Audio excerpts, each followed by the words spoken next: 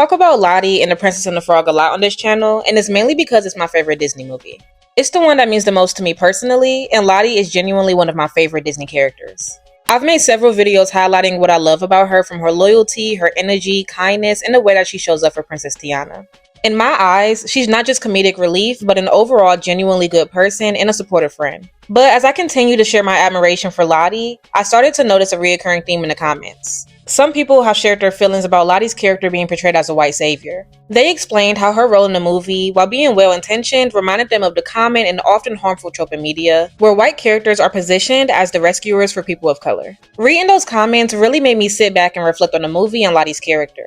It made me want to slow down and really think about how we view characters like Lottie, especially in a movie that holds so much weight around Black audiences. That's what sparked the idea for this video. I wanted to take the time to really unpack this topic with care. If you've been following my channel for a while, you know I'm not afraid to dive into serious and important conversations. I've talked about racism, colorism, harmful stereotypes, discrimination, and all kinds of social dynamics in animation and media. So it only felt right to bring that same energy, honesty, and curiosity to this conversation as well. In this video, I'm going to break down exactly what the white savior trope is, where it comes from, and why it's harmful.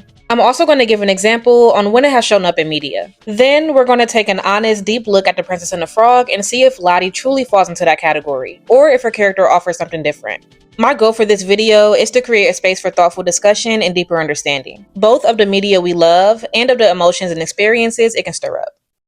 Before I dive into this video, I want to take a moment to say something from the heart. I went back and forth for a while about whether I should make this video, because the topic of the white savior trope is complex, sensitive, and for many people, deeply uncomfortable. But that's exactly why I believe it's important to talk about. Sometimes the conversations that makes us uneasy are the ones that's worth having, especially when they involve how race, power, and representation shows up in media that we consume and love.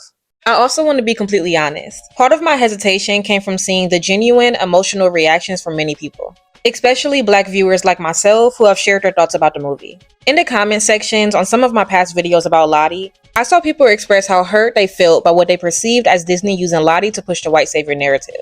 Those feelings are valid, and I want to acknowledge that fully before I go any further. If you watched this movie and walked away feeling unseen, minimized, or feel like the story leaned into a harmful trope, that experience is real and it matters. I never want to dismiss anyone's pain or reduce their concerns to quote-unquote opinions or overreactions. At the same time, I feel it was important to also share my perspective.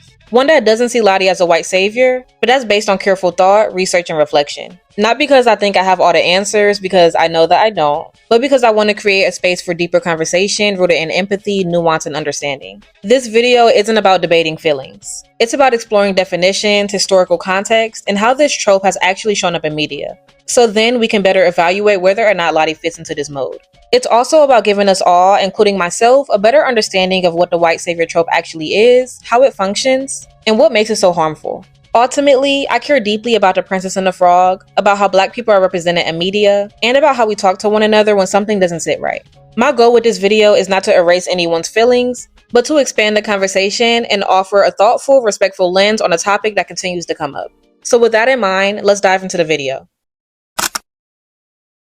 When people talk about a white savior, they're naming a pattern, not just a single character flaw. At its core, white saviorism is the belief, explicit or implied, that a white person has a special responsibility or unique ability to save, fix, or uplift non-white people. It often shows up as help that looks generous on the surface but quietly assumes that marginalized people can't solve their own problems. The white savior mentality has deep roots in colonial history where quote-unquote help came bundled with control, superiority, and a rewriting of other people's stories. Even in circumstances where the intention is kind, the pattern still reinforces stereotypes, shrinks the agency of the very people it claims to support, and recenters white characters as the natural heroes of other people's struggles. In film and TV, the white savior is a storytelling trope. A white character who fits into this trope often arrives, diagnoses the problem, and becomes the engine of change. The story follows their courage, doubt, and breakthrough, and the emotional payoff belongs to them. Meanwhile, the Black or otherwise marginalized characters, the people whose lives, culture, or community are actually at stake, are framed as grateful witnesses, moral lessons, or backdrops to the white savior's growth. Their competence gets softened, their choices get narrowed, and their complexity gets traded for the white savior's redemption arc.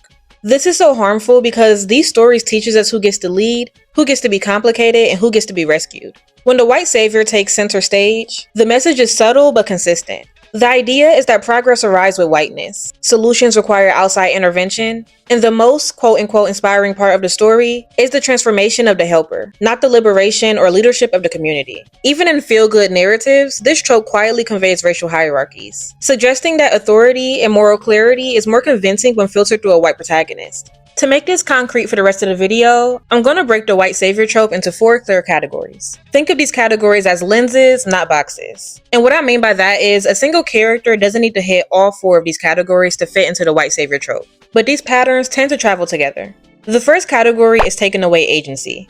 This is when the white character steps in and starts speaking for, deciding for, or planning for the black or marginalized character, often without real collaboration or consent. You'll see this in scenes where the solution is announced rather than negotiated, where the quote-unquote helped character's ideas are ignored, or where their choices get reduced to reacting to the savior's plan. A quick test for recognizing this is asking yourself, if the savior was removed from the story, could the protagonist still make meaningful decisions? If the answer is no, agency has been extracted. The next category is recentering the story. Here, the narrative compass shifts towards the savior. The plot, the point of view, everything frames their self-discovery as the heart of the story. The community's needs become a setting for the savior's growth. You'll notice this when secondary characters are thinly written, when their interior lives are underexplored, or when the climax resolves the savior's guilt rather than the community's problem. The question to ask here is, whose arc is the camera protecting? If the biggest payoff is the savior's catharsis, the story has been recentered. The next category is playing the fixer. Systematic problems such as poverty, racism, policy, and power gets flattened into something solvable by a speech, a donation, or one quote-unquote good decision made by the white savior. The fixer aesthetic makes complex collective work look like a solo act. It skips the messy parts such as organizing, accountability, long timelines, overcoming real obstacles, and the leadership already present within the community. To notice this in media, you'll want to watch out for the montage magic. If century-old barriers fall to a quick gesture, the narrative is performing a shortcut that credits the savior and erases the people who have been doing all of the hard work all along. The last category is performative benevolence. This looks like kindness on the surface, but carries condescension underneath. This can be seen in compliments that sound like discoveries. For example, if someone says to you, "Wow, you're so articulate," as if it's surprising that you're able to clearly communicate your thoughts. This can also be seen as pity disguised as respect, or help that demands gratitude, or even taking the spotlight and credit. The character is framed as noble and selfless, yet their tone suggests superiority or self-interest. A question to ask when looking out for this in media is, who benefits from the optics? If the help raises the savior's profile more than it strengthens the community's power, it's probably performative benevolence. A key distinction of allyship versus saviorism is that real allyship centers the people most affected. It asks, what do you need, and who's already leading? It follows the leadership that exists, shares resources without strings, gives credit without taking it, and is willing to be uncomfortable, unseen, or even corrected. Saviorism, on the other hand, centers the helper's image and feelings. It prefers quick wins over durable change, applause over accountability, and narrative control over shared power. It's also worth mentioning that most creators using this trope aren't twirling mustaches or being outwardly malicious. Intent isn't the same as impact. A movie can mean to inspire, but still reproduce old power dynamics, especially when it uses whiteness as the safest vessel for the audience's empathy. That's why this trope carries racist undertones, even when no one is being openly hateful. It normalizes a world where white characters are the natural protagonists and non-white characters are the lesson. An obvious example of the white savior trope in media can be found in Disney's Pocahontas through the character John Smith. On the surface, John is portrayed as the adventurous outsider who comes to understand Pocahontas and ultimately steps in to prevent violence between her people and the English settlers. But if you examine his role through the 4 categories of white saviorism, taking away agency, recentering the story, playing the fixer, and performative benevolence, it becomes clear why his character fits so neatly into this trope. The first way John Smith embodies the white savior is through taking away agency. Throughout the movie, he positions himself as someone who can teach Pocahontas and her people about the supposedly proper way to live and use the land. His early lines in the movie makes it clear that he sees himself as a guide or leader who must bring progress to the so-called quote-unquote savages as he describes them in the opening scenes. This framing automatically strips the Powhatan people of their expertise, suggesting that they need John's wisdom in order to improve their way of life. Later, when tensions escalate and John is captured, Pocahontas herself loses much of her agency. Instead of being a leader in her community with the power to decide her own people's path, she's reduced to pleading for John's life. The focus shifts from the survival and the independence of her tribe to whether or not she can save the white outsider John, who has suddenly become the center of her choices. Without John's presence, her story and her decision-making power would look entirely different. But the movie intentionally narrows her role and centers it around him. The second category, recentering the story, is perhaps where the trope is most visible. Although the movie is named Pocahontas, the emotional core often revolves around John Smith's journey. The song Colors of the Wind, for example, is staged as a lesson for him. Pocahontas teaches, but the emotional payoff belongs to his transformation as he realizes his worldview has been wrong. The camera focuses on his face as he processes this discovery, making his growth the focal point. By the time we reach the climax of the story, the narrative weight focuses on John Smith's bravery and sacrifice. He steps in front of the Powhatan people to shield them from Ratcliffe and takes a bullet. This positions John as the moral center and the ultimate hero of the story. The Powhatan's people's resistance, their wisdom, and even Pocahontas' courage are framed as secondary. They're pushed into the background to make way for John's dramatic act of redemption. In this way, the Powhatan's people fight for survival and self-determination is centered around the sacrifice of a white man. John Smith also plays the role of the fixer, which is another key feature of the white savior trope. Colonial violence, land theft, and systemic oppression are reduced to a conflict that one quote-unquote good Englishman can solve. Instead of acknowledging the long and brutal realities of colonization, the movie suggests that peace can be achieved through John's singular moral choice. When he chooses to stand up to Ratcliffe, the narrative implies that centuries of injustice and invasion can be softened or even prevented by the actions of one exceptional outsider.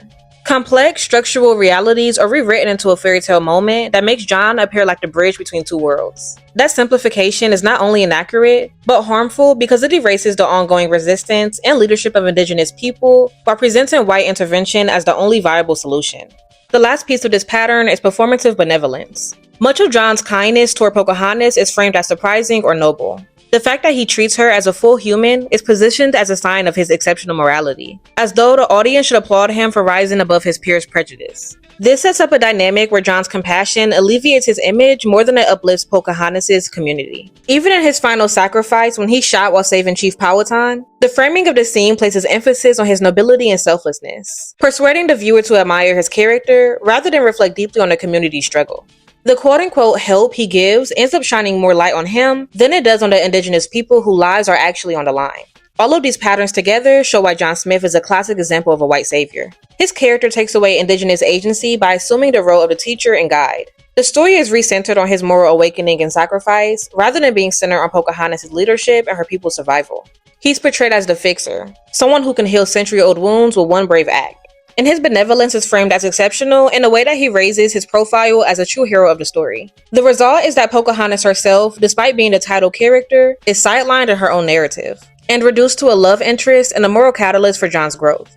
This portrayal is harmful because it reinforces a subtle but powerful message about who gets to lead, who gets to be complex, and who gets to be saved. By presenting John Smith as the engine of change, the movie suggests that indigenous people need white intervention, which erases their agency. It also normalizes the racial hierarchy by implying that the most inspiring or trustworthy perspective is that of a white character, not the people whose land and lives are at stake. By turning colonization into a story about one man's sacrifice, it changes history, turning it into a narrative of individual heroism instead of the systemic violence that it actually was. It's also important to remember that this movie romanticizes Pocahontas and John Smith and has little grounding in actual history. Pocahontas was a child when she first encountered a Jamestown colonist. The romance, the mutual learning, and the heroic sacrifice are all inventions designed to make the story more digestible for audiences. These inventions reframe the violent history of colonization as a feel-good story where a white man's growth is the central focus. This is why examining John Smith as a white savior matters. Pocahontas is still a beloved movie for many, and its artistry and music are often praised. But the way the story is told carries a hidden message that progress arrives with whiteness, that the emotional heart of injustice belongs to the outsider who learns to care, and that indigenous leadership is less important than a white man's redemption. This movie is wrong in so many ways and has so many problems. By naming and unpacking this trope, we can better recognize how stories shape our understanding of race, history, and who gets to be the hero.